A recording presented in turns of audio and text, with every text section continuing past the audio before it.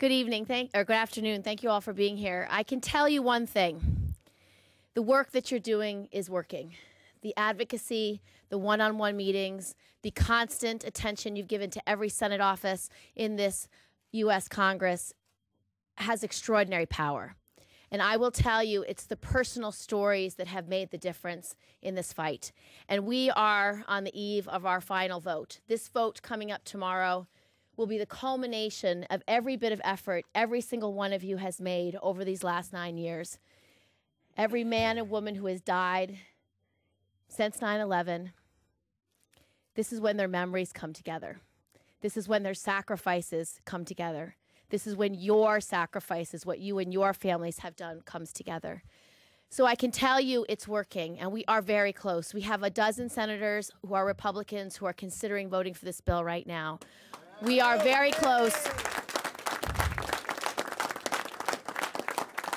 We are very close to getting the firm commitment that we need from one more Republican.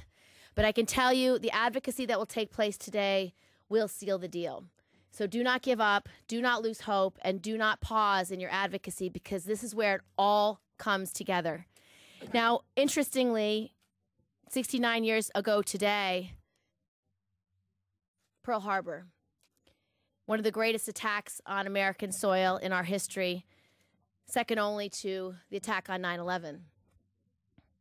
When Franklin Delano Roosevelt said on December 7th, he said, "A date which will live in infamy, no matter how long it will take us to overcome this premeditated invasion, the American people in their righteous might will win through to absolute victory."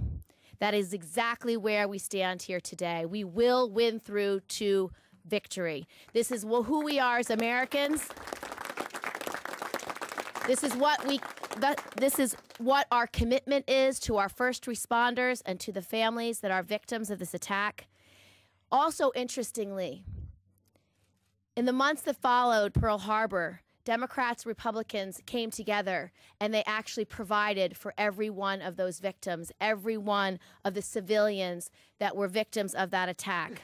Now, it did not take them 9 years, but they did the right thing then, and we will do the right thing now. I have every bit of confidence with all of our advocates here in Washington today that over the next 24 hours, we will be victorious.